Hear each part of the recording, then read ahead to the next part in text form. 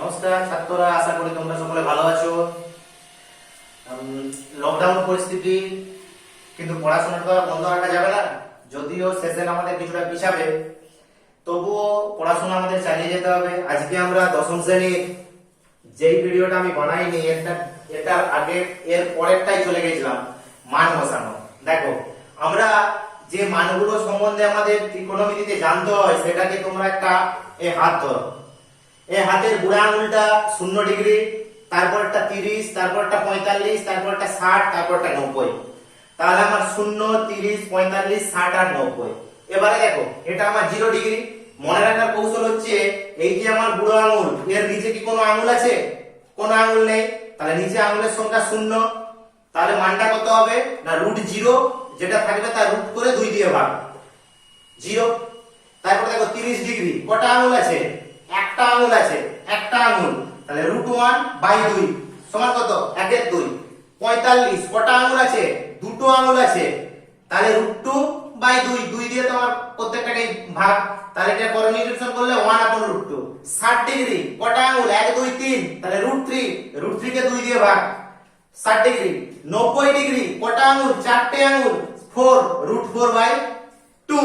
তার মানে কত? 2/2 মানে 1। তাহলে sin 0, sin 30, sin 45, sin 60, sin 90 আমি পেয়ে গেলাম এই আঙুল দিয়ে।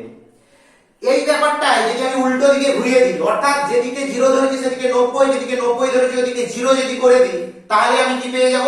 cos এর ভ্যালুগুলো পেতে থাকবো। কি পাবো? cos এর ভ্যালুগুলো পেতে থাকবো। আর cos পেয়ে গেলে আমার tan এর মানও বার করা খুবই সহজ। তাহলে আমি এখান থেকে এই মানটা আমার ক্ষেত্রে কি হবে? এটা ঘুরে যাবে। যেটা 90 ডিগ্রি ছিল সেটা আমার 90 ডিগ্রিটা 0 ডিগ্রি হবে, তাই তো? তাহলে এটা আমার 0 ডিগ্রি, cos 0। ওকে, তাহলে আমার কি হবে না cos 0 ডিগ্রি মানে 90 এ যে ভ্যালুটা আমার ছিল 1, cos 30 ডিগ্রি এর যেটা 60 এ ছিল √3/2, cos 45 এটা ঠিক মাঝের আঙুল, উপর দিকেও দুটো আছে, নিচের দিকেও দুটো আঙুল আছে। তার মানে cos এর জন্যও যা, sin এর জন্যও তা, ওই জন্য 1/√2। আর একই রকম ভাবে cos তাহলে 60, sin 30 এর ভ্যালু কত? হাফ। আর cos 90 0। আর sin এবং cos এই দুটো মান যদি আমরা জেনে যাই, tan এর মানটা আমরা খুব সহজেই পেয়ে যাব, তাই তো? তাহলে আমরা কি জানি? tan 0 সমান কত? sin 0/cos 0। ওকে, তাহলে sin 0/cos 0, sin 0 এর মান 0/1, 0। tan 30 sin/cos, sin 30/cos 30, sin 30 এর মান হাফ, cos 30 এর মান √3/2, কেটে গেল 1/√3। একই রকম ভাবে ভাগ করলে tan 60, sin 60/cos 60 শুধু √3। আর তার আগে রয়ে গেল tan 45, sin 45/cos 45 দুটোই সমান, ওই জন্য 1। আর tan 90 1/0 অসংজ্ঞাত বাই ইনফিনিটি। tan জেনে গেলে tan কে উল্টিয়ে দিলে cot জেনে যাব। অর্থাৎ আমার প্রথম কথা, তোমরা এই আঙুলের সাহায্যে সাইনটা মনে রাখবে। বুড়ো আঙুলটা যদি 0 ডিগ্রি হয়, সাইন এর ক্ষেত্রে নিচে কোনো আঙুল নেই, মানে 0 √0/2। এটার নিচে একটা আঙুল √1/2, এটার নিচে দুটো আঙুল √2/2, এটার নিচে তিনটে আঙুল, এটার নিচে তিনটে আঙুল, এটার নিচে চারটে আঙুল। ওকে, এই মানগুলো জেনে গেলে তোমাদের দেখো একটা চ্যাপ্টার আছে কোষে দেখি 21.2, এর উদাহরণের অঙ্কগুলো কষবে। আমি কয়েকটা অনুশীলনীর অঙ্ক তোমাদের দেখিয়ে দিচ্ছি, তোমরা নিজেরা বাড়িতে কষতে পারবে এবং কষে নেবে। ধরো এরকম অঙ্ক আছে, 4/3 cot 30 degree plus 3 sin square 60 degree minus 2 cos square 60 degree, আর আছে 3/4 tan স্কয়ার 30 ডিগ্রি। দেখো, জাস্ট মান বসিয়ে যাওয়া। 4/3 cot 30, cot 30 এর মান কত? না √3, প্লাস sin 60 এর মান কত? না √3/2, cos 60 এর মান কত? না sin এর উল্টাটা 2/√3, তাই তো? 3/4 1/√3 স্কয়ার। তাহলে আমার এটা cot স্কয়ার ছিল, সরি √3 স্কয়ার। তাহলে আমার কত হয়? 4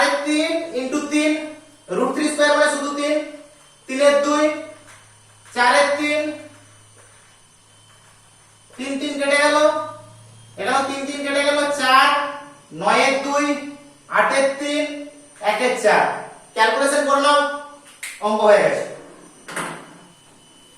তারপর দেখো একটা অঙ্ক আছে sec square 60 degree cot square 30 degree 2 tan 30 degree cosec 60 degree into 1 plus divided by 1 plus tan square 30 degree. একই জিনিস শুধু মানগুলো বসিয়ে যাও। cosec 60 মানে cos 60 এর উল্টা 2 এর স্কয়ার, cot 30 মানে √3 square minus 2 tan 30 1 upon √3 cosec 60 2 by √3 divided by 1 plus 1 upon √3 square 4 minus 3 minus উপরে 2 দুগুণে 4 বাই 3 আর 1 প্লাস তাহলে 1 এর 3 তাহলে 1 প্লাস 1 এর 3 সমান 4 এর 3 তাহলে 4 মাইনাস 3 মাইনাস 1 সমান 0। ওকে নেক্সট এর পরের একটা যদি অঙ্ক তোমাদেরকে দেখাই, ধরো যদি এরকম থাকে 2 tan square 30 degree divided by 1 minus tan square 30 degree plus sec square 45 degree minus cot square 45 degree সমান sec 60 ডিগ্রি। দেখো এই টাইপের অঙ্ক হলে কি হবে না, এই টাইপের অঙ্ক হলে তোমাদেরকে কিভাবে করতে হবে না, বাম পক্ষ সমান ডান পক্ষ এই ধরে করতে হবে। তাহলে প্রথমে আমি যেটা আছে এটাকে বাম পক্ষ, বাকি কাজ তোমরা নিজেরাই করতে পারবে। জাস্ট মানগুলো বসিয়ে দেওয়া,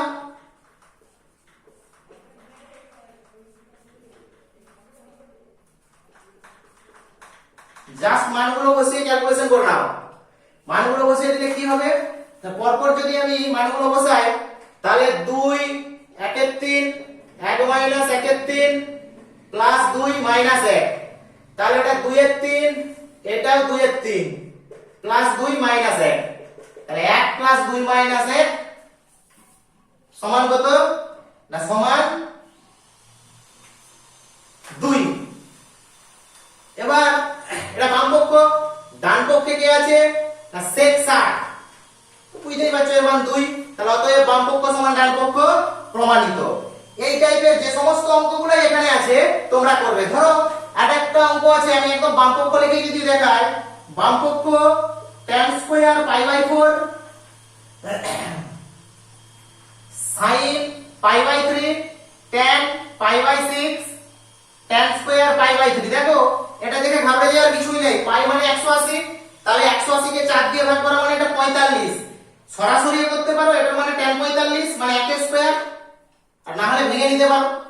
এটা কত 180 বাই 3 sin 60, sin 60 মান কত √3 বাই 2 tan 30 1 upon √3 এটা মানে tan স্কয়ার 60 √3 স্কয়ার।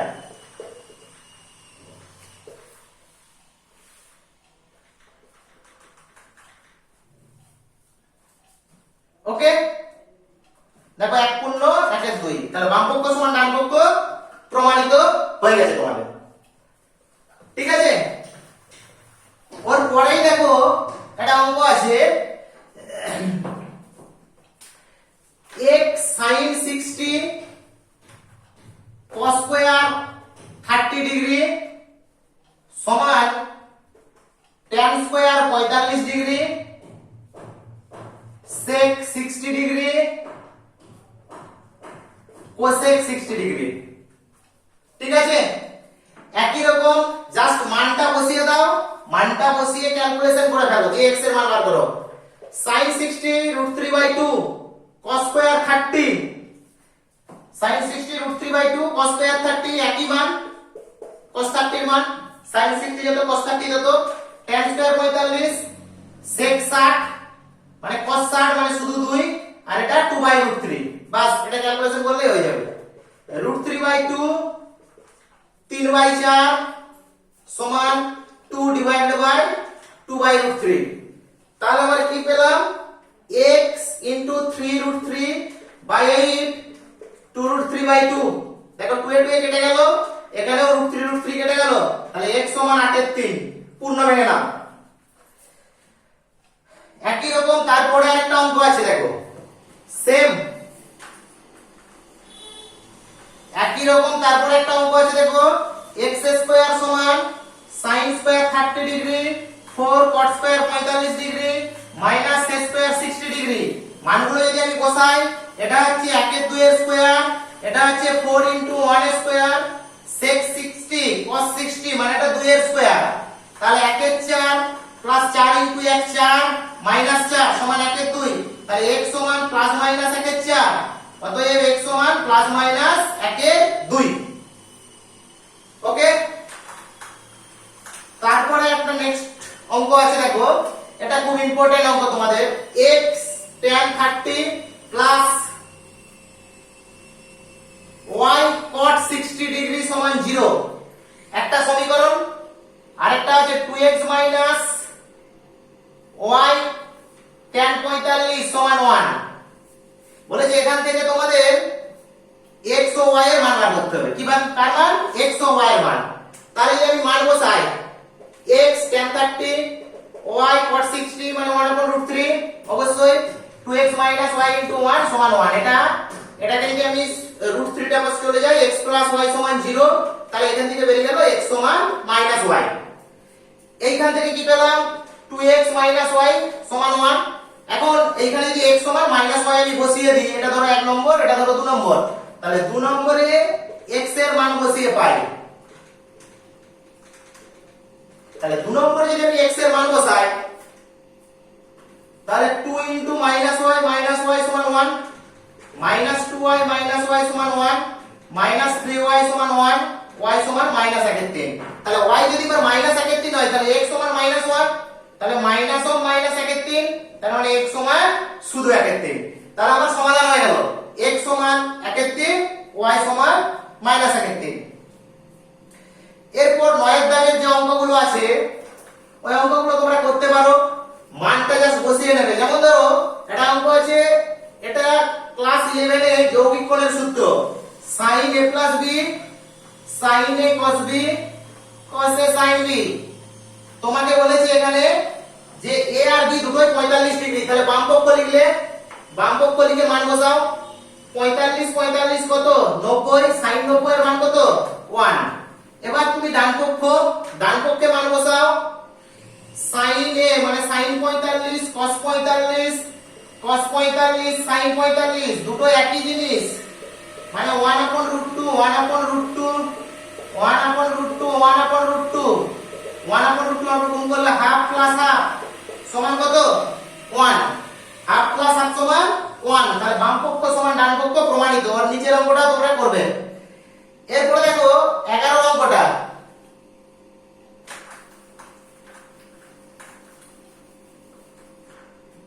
এরপরে 11 অঙ্কটা 2 cos square theta minus 3 cos theta plus 1 = 0। এখান থেকে থিটার মান তোমাদেরকে বার করতে হবে। তাহলে দেখো এটা মিডল টার্ম ফ্যাক্টর করে দাও। তাহলে 2 cos square theta minus 2 cos theta minus cos theta plus 1 = 0। তাহলে এখান থেকে দুটো জিনিস পাচ্ছি, 2 cos থিটা, তাহলে cos থিটা -1 -1 মানে cos থিটা -1 = 0। তাহলে 2 cos থিটা -1 একটা, আর একটা cos থিটা -1 = 0। তাহলে হয় 2 cos থিটা -1 = 0 বা 2 cos থিটা সমান 1 বা cos থিটা সমান 1/2, এবং বা অথবা cos থিটা সমান 1। তাহলে cos কত এর মান 1/2, cos 60 এর মান 1/2, তাই তো? তাহলে এটা হচ্ছে cos 60, থিটা সমান 60 ডিগ্রি। এরকম পেন দিয়ে কাটবে না, cos এ কেটে গেলে এরকম নয়। cos থিটা সমান cos 0, থিটা সমান 0। এবারে থিটার মানটা কত বলেছে? 0 থেকে 90, তাহলে 0 থেকে 0 পর্যন্ত, তাহলে একটা ভ্যালু 0 আর একটা ভ্যালু 60। ওকে, এই চ্যাপ্টারের সমস্ত অঙ্কগুলোই তোমরা করবে। এই প্রসঙ্গে আমি একটু তোমাদের পূরক কোণ সম্বন্ধে, পূরক কোণের যে অঙ্কগুলো আছে সেগুলো সম্বন্ধে প্রাথমিক আইডিয়াটুকু দিয়ে দিচ্ছি। নেক্সট দিন এই সংক্রান্ত ভিডিও আমি পোস্ট করব, এবং এই চ্যাপ্টারের যে সমস্ত অঙ্কগুলো বাকি রয়ে গেল তোমরা অবশ্যই করবে, সাথে উদাহরণের অঙ্ক করবে, এবং অবশ্যই বেশি করে ভিডিও দেখবে, সাবস্ক্রাইব, লাইক, বন্ধুদেরকে শেয়ার। ধরো এটা একটা সমকোণী ত্রিভুজ,